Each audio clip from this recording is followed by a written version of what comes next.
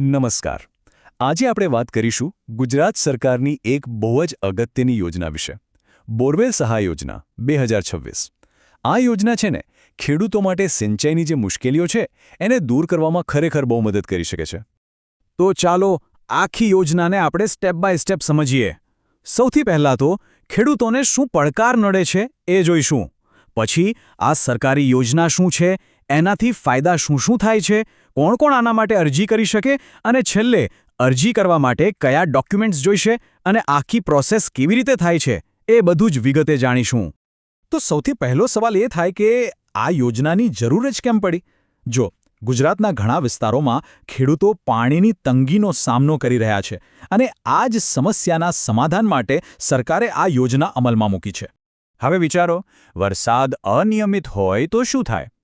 પાકની સિંચાઈ પર સીધી અસર પડે છે, બરાબર ને? ઘણા ખેડૂતો માટે આ એક મોટો સવાલ છે. જ્યારે વરસાદ જોઈએ ત્યારે ન આવે ત્યારે પાકને પાણી ક્યાંથી આપવું? આના લીધે ખેડૂતની આખા વર્ષની મહેનત અને આવક બંને પર માઠી અસર પડે છે. ક્યારેક તો આખી મહેનત પાણીમાં જતી રહે છે. આ ચિત્ર એ જ વાતને બતાવે છે કે પાણીની અછત ખેડૂતની આર્થિક હાલત પર કેટલી ગંભીર અસર કરે છે. જમીન સૂકી એટલે પાક ઓછો, અને પાક ઓછો એટલે આવક પણ ઓછી. જ્યારે પાણીનો જ કોઈ ભરોસો ન હોય ત્યારે આખા પરિવારનું ગુજરાન ચલાવવું કેટલું મુશ્કેલ બની જાય છે. તો આ મોટી સમસ્યાનો ઉકેલ શું? એના જવાબમાં જ ગુજરાત સરકારે શરૂ કરી છે બોરવેલ સહાય યોજના. આ યોજના ખાસ એટલા માટે જ બનાવવામાં આવી છે કે ખેડૂતોને પાણીની આ મુશ્કેલીમાંથી બહાર કાઢી શકાય. એકદમ સરળ ભાષામાં કહીએ તો આ યોજના હેઠળ સરકાર ખેડૂતોને પોતાના ખેતરમાં બોરવેલ ખોદાવવા માટે પૈસાની મદદ કરે છે, જેને આપણે સબસિડી કહીએ છીએ. આનો મુખ્ય હેતુ એ જ છે કે ખેડૂત સિંચાઈ માટે કોઈના પર નિર્ભર ન રહે, આત્મનિર્ભર બને. હવે આ યોજના ચલાવે છે કૃષિ અને ખેડૂત કલ્યાણ વિભાગ. એનો મુખ્ય ટાર્ગેટ શું છે? ખેડૂતોને પગભર કરવા અને ખેતીનું ઉત્પાદન વધારવું. અને સૌથી સારી વાત શું છે ખબર છે? અરજી કરવા ક્યાંય ધક્કા ખાવાની જરૂર નથી. બધું જ કામ આઈ ખેડૂત પોર્ટલ પર ઓનલાઈન થઈ જાય છે. એકદમ સરળ. ચાલો હવે આવીએ સૌથી અગત્યના મુદ્દા પર, પૈસાની વાત. આખરે આ યોજના હેઠળ ખેડૂતોને શું ફાયદો થાય છે, કેટલી આર્થિક મદદ મળે છે અને આ મદદ એમની ખેતીમાં શું બદલાવ લાવી શકે છે? તો જુઓ, આ યોજના હેઠળ ખેડૂતને બોરવેલ બનાવવા માટે વધુમાં વધુ 50,000 રૂપિયા સુધીની સહાય મળી શકે છે. હવે આ રકમ નાની નથી. બોરવેલ બનાવવાના ખર્ચામાં આનાથી બહુ મોટી રાહત મળે છે અને માથેથી આર્થિક બોજ હળવો થાય છે. પણ હા, આ સબસિડી બધા માટે સરખી નથી. એ ખેડૂતના વર્ગ પર આધાર રાખે છે.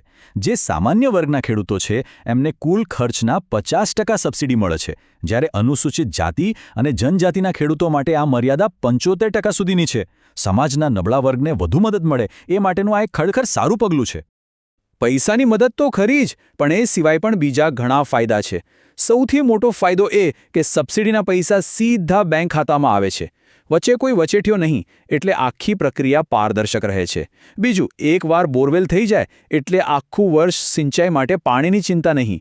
આનો મતલબ શું થયો? ખેડૂત એક કરતાં વધુ પાક લઈ શકે છે. અને દેખીતી વાત છે, પાકનું ઉત્પાદન વધે એટલે આવક પણ વધવાની જ છે. તો હવે સવાલ એ થાય કે આટલા બધા ફાયદા છે તો આ યોજનાનો લાભ કોણ લઈ શકે? ચાલો હવે એના પાત્રતાના જે નિયમો છે એને સમજી લઈએ. આ યોજનાના નિયમો એકદમ સીધા અને સરળ છે. અરજી કરનાર ગુજરાતના રહેવાસી હોવા જોઈએ, ખેડૂત હોવા જોઈએ અને પોતાની ખેતીની જમીન હોવી જોઈએ. અને સારી વાત એ છે કે આમાં કોઈ ભેદભાવ નથી. નાના, સીમાંત કે મોટા, દરેક પ્રકારના ખેડૂતો આના માટે અરજી કરી શકે છે. પણ એક ખાસ શરત છે જે ધ્યાનમાં રાખવા જેવી છે. જો કોઈ ખેડૂતે છેલ્લા 5 થી 7 વર્ષમાં આવી જ કોઈ બોરવેલની યોજનાનો લાભ લીધો હોય તો એ ફરીથી અરજી નહીં કરી શકે. આ નિયમ એટલા માટે છે કે જેથી વધુને વધુ નવા ખેડૂતોને આનો ફાયદો પહોંચાડી શકાય. ચાલો હવે વાત કરીએ અરજી કરવાની પ્રક્રિયાની. અરજી કરવા માટે કયા કયા કાગળિયા જોઈશે અને આખી પ્રોસેસ કેવી રીતે કામ કરે છે આ સમજવું બહુ જરૂરી છે, જેથી અરજી કરતી વખતે કોઈ ભૂલ ન થાય અને અરજી રદ ન થાય. તો અરજી કરતા પહેલાં આટલા ડોક્યુમેન્ટ્સ તૈયાર રાખવા. એક તો આધાર કાર્ડ અને રેશન કાર્ડ.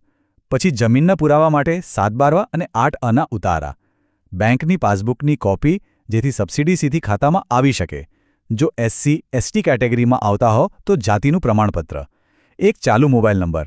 અને હા, જો જમીન એક કરતાં વધુ લોકોના નામે હોય એટલે કે સંયુક્ત માલિકીની હોય તો બીજા માલિકોનું સંમતિપત્ર પણ જોઈશે.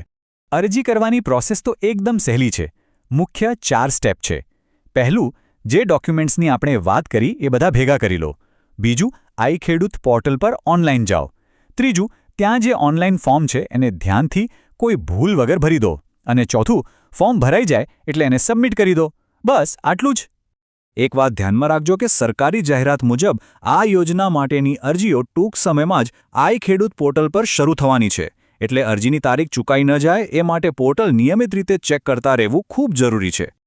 તો છેવટે આપણે એમ કહી શકીએ કે આ બોરવેલ સહાય યોજના ખાલી પૈસાની મદદ નથી, એનાથી પણ વધે વિશેષ છે. આ તો ખેડૂતોને સશક્ત બનાવવાનું, વરસાદ પરની એમની નિર્ભરતા ઓછી કરવાનું અને ખેતીમાં એમને આત્મનિર્ભર બનાવવાની દિશામાં એક બહુ મોટું અને મહત્વનું પગલું છે.